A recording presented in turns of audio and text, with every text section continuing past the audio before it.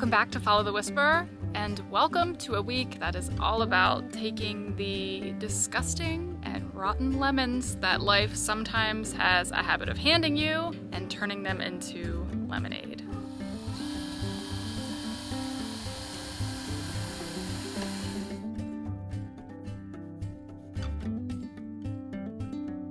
If you guys remember from a couple of weeks ago, when Jonathan and I took down our old deck, we discovered yet another fun surprise underneath the surface of this home that we have purchased.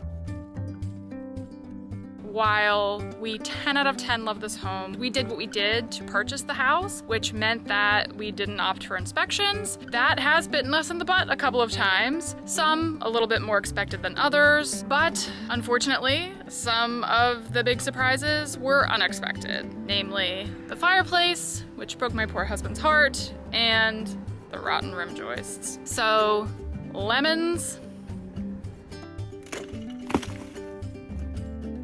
and here's the lemonade. We're gonna dive right in and show you all of the work and all of the hours that it took to get rid of the rotten wood and end up with a result that looks like this.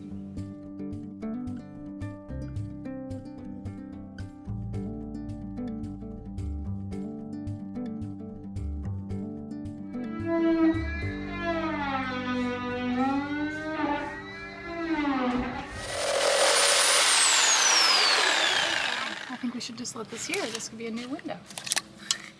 Jonathan's dad is here with me today, just assessing the damage in the rot of the rim joists here and making sure that it is within our scope to replace them ourselves, that we had structural stability in doing that. So he spent a lot of time this morning double and triple checking both the outside and the inside of those rim joists, making sure that when the rotted stuff comes out, that the walls in Annie's room are still going to be supported. And the good news is that there was plenty of structural support there because of the way that the joists in the basement are resting on other things that are also providing support. And the reality is that with the status of the wood as it was, this wood hasn't really been providing support for a long time anyway. On the bump outside here, we do have to replace both layers, the external and the interior, because the level of decay and rot was terrible. He was actually able to stick screws right through to the basement at multiple spots. But then the good news is on the long span here in front of the front door, that level of damage is not quite as bad, so we're only gonna have to replace the exterior layer of the rim joist there. We're gonna start with the little section here. So he's been taking down the old rotted wood there, and then of course we will replace it. And then, which should have been done in the first place, we will appropriately flash and weatherproof that wood so that the same thing does not happen again with our new deck.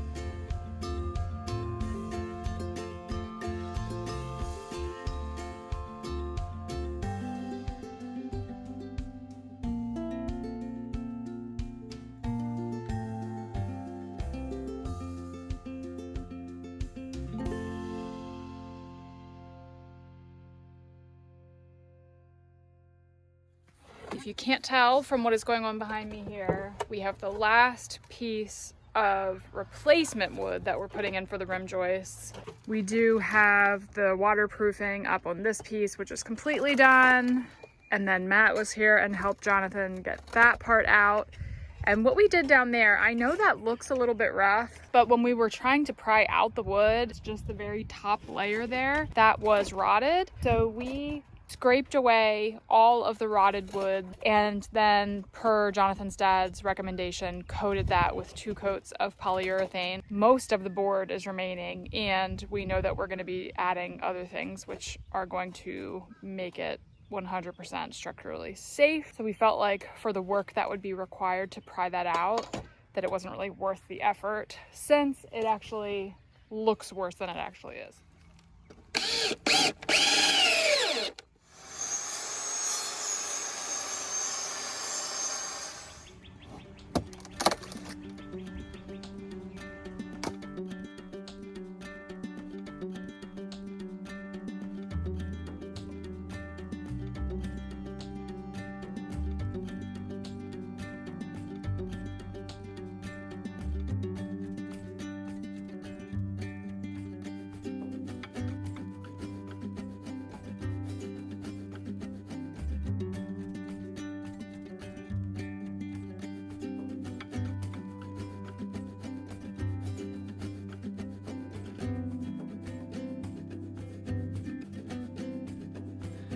Okay, it's really hard to motivate yourself to get back into a project that is not super fun, especially when you have been distanced from it for several days. Jonathan made his return from Vegas. He got home safely, and before we can officially start framing our new deck up, we have to get all of this watertight. We showed you several weeks ago how terribly the prior deck was installed, and there was absolutely no consideration for waterproofing and what you are supposed to do to keep the exterior elements out of the inside of your house. We did finish off one section here, and when we are finished today, the rest will look like this.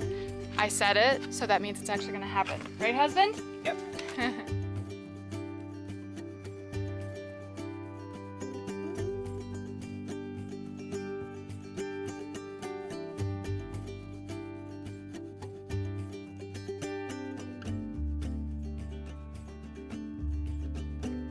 Da-da-da-da.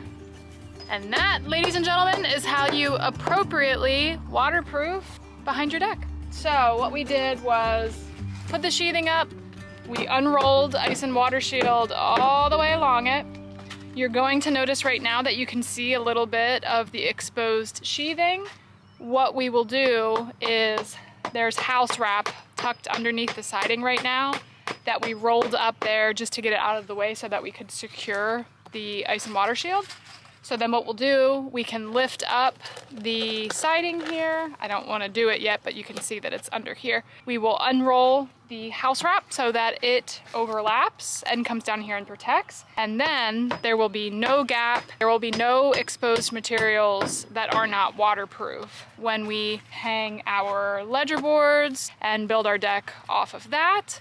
It will be treated lumber right up against the water barrier here so that when it rains, when it snows, when moisture is sitting there, it's only hitting treated lumber.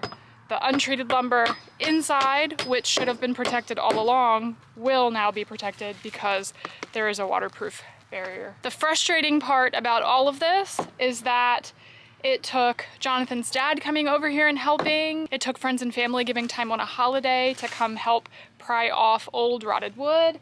And it has taken Jonathan and I days and hours of our own time. And none of this should have been part of the process. This all should have been done from the get-go. And we should have been able to tear the old deck down and pretty much immediately start framing. But that is not the case because of somebody else's carelessness or neglect or whatever you want to say. Our deck will probably ultimately be delayed at least a week, if not 2 weeks, just because of setbacks with this stuff. But the good news is we are nearing the finish line on it, and then we can get going. We got the timing.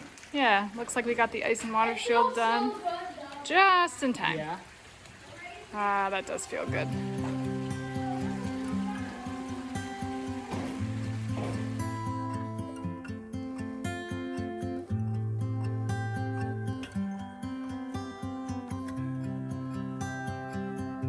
Just a really quick moment of reflection because it is pretty darn crazy how much our lives have changed in the past year. Not sure if you recognize the scene behind me, but this is the basement that my family lived in for 3 months last summer. Almost a year to the exact day as I am filming this, we moved into my sister's basement because we had sold our house before we knew where we were going to end up. Living here with them temporarily gave us the flexibility to be picky and to choose what we wanted and not feel like we were rushing a decision just because we had another house to sell. It feels super fitting that I am back here a year later. Ashley and Kyle are celebrating their 20th anniversary in Granada right now. They are gone for a week. I was helping with her younger boys for the first half of the week.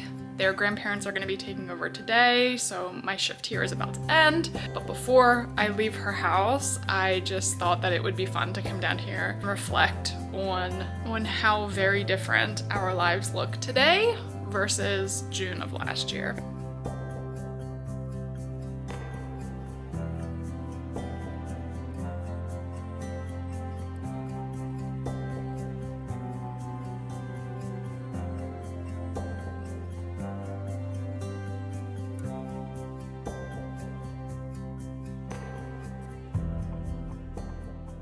So the old rim joists are out, the new rim joists are in, the house is appropriately and safely waterproofed so that we can get started with our deck install. It's not fun to find unexpected surprises, it's not fun to have to put more work in than you were expecting, but what I can say is that this project is going to be done right. We know what lies underneath, we know that this deck is going to last us for decades to come. Even though it took us longer to get to the starting point than we thought that it would, we're ready to get started, we're ready to have this deck in place, and we're excited for you to be along for the ride. So thanks for being here, and we'll see you next week.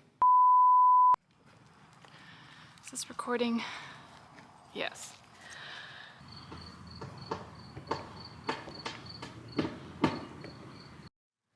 Can you hand me another nail? Only if you ask nicely. I said please.